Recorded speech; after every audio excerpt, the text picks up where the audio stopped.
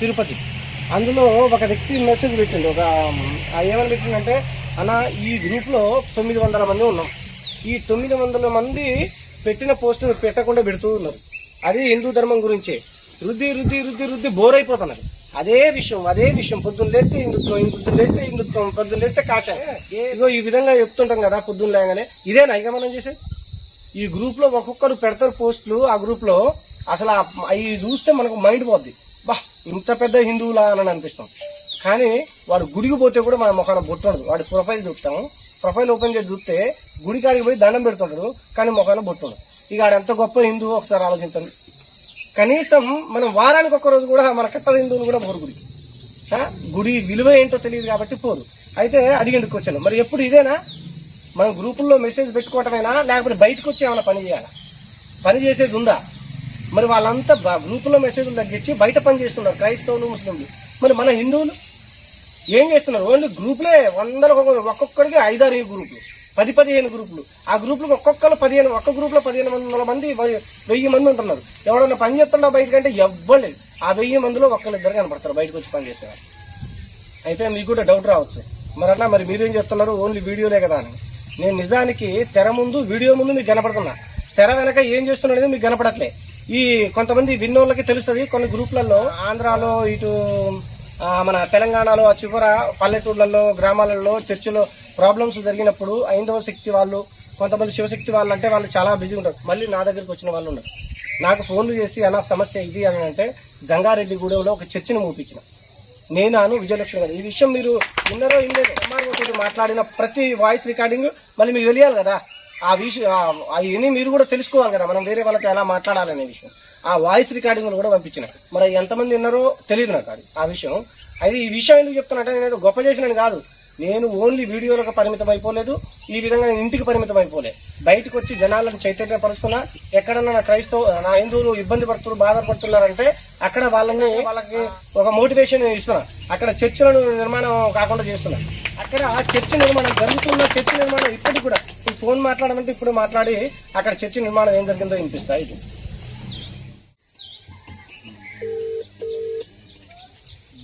Madam, జై Sriram madam.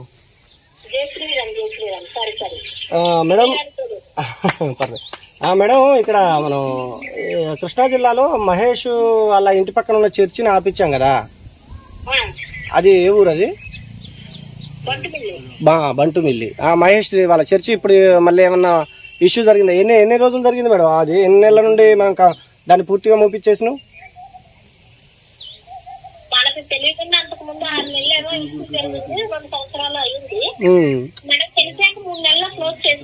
అవును, అంటే అంతకు ముందు ఎన్నో సంవత్సరాల కాడికి పోయిన తర్వాత కూడా మన దగ్గరకు వచ్చి మనం చేయించిన కార్యక్రమం అది. తర్వాత ఇంకోటి ఆయన పేరు పవన్ కదా, ఆ ఊరు ఎవరు? ఏలూరు. ఇంకోటి మన బీజేపీ కార్యకర్త రాజు గారిది ఎవరు?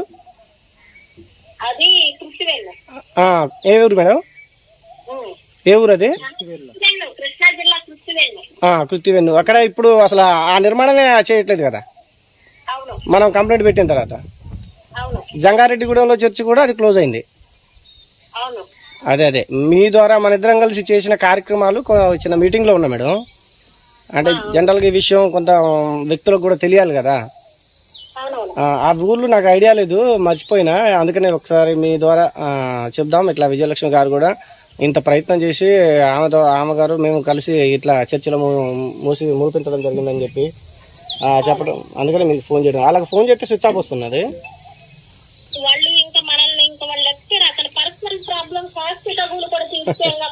వాళ్ళ ఆస్తి తగులు కూడా. అవును,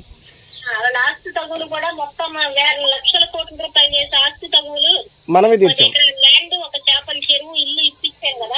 ఇంకా మనతో పని ఏముంది? మన ఫోన్ ఎందుకు పెడతారు? ఇది హిందువులు అంటే హిందువులు తెలుసుకోవాల్సిన విషయం ఏంటంటే ఇది హిందువులు. అదే ఒక ముస్లిం వాడికి చేస్తే నెత్తి మీద ఎత్తుకొని.